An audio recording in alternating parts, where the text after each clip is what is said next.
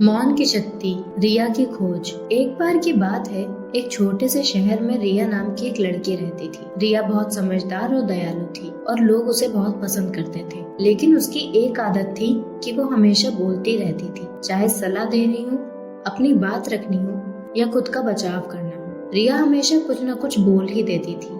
धीरे धीरे लोग समझने लगे कि वो दूसरों की बातों को ध्यान से सुनती नहीं है।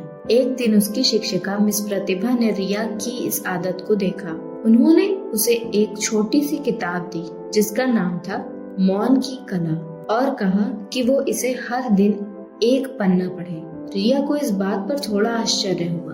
उसने सोचा, मौन, इसमें कैसी ताकत हो सकती है। किताब पढ़ने पर उसे पता चला कि प्राचीन काल में मौन को कमजोरी नहीं बल्कि ताकत माना जाता था। जैसे जैसे रिया पढ़ती गई, उसे समझ में आने लगा कि मौन कई ऐसी बातें सिखाती है जो शब्दों से नहीं कही जा सकती। अगले ही दिन रिया को अपना पहला मौन का पाठ सीखने का मौका मिला। लंच के समय उसके दोस्त आपस में बैठने की जगह को लेकर बहस कर रहे थे। रिया सामान्यतः ऐसे समय पर अपनी राय दे देती, लेकिन इस बार उसने चुप रहकर सभी की बातों को सुना। उसने देखा कि हर किसी के अपनी जगह बैठने के अलग अलग कारण थे। चुप रहकर उसने ये महसूस किया कि हर किसी की भावनाओं का ध्यान रखना जरूरी है। थोड़ी देर बाद उसने बिना ज्यादा देर बोले सभी को मिलाकर एक हल निकाला और उसके दोस्त उसकी शांत समझदारी से प्रभावित हुए। रिया ने मौन को और भी जगहों पर आजमाने का निश्चय किया। अगली बार जब उसकी कक्षा में बहस हुई तो उसने बिना किसी को टोके सबकी बातें सुनी।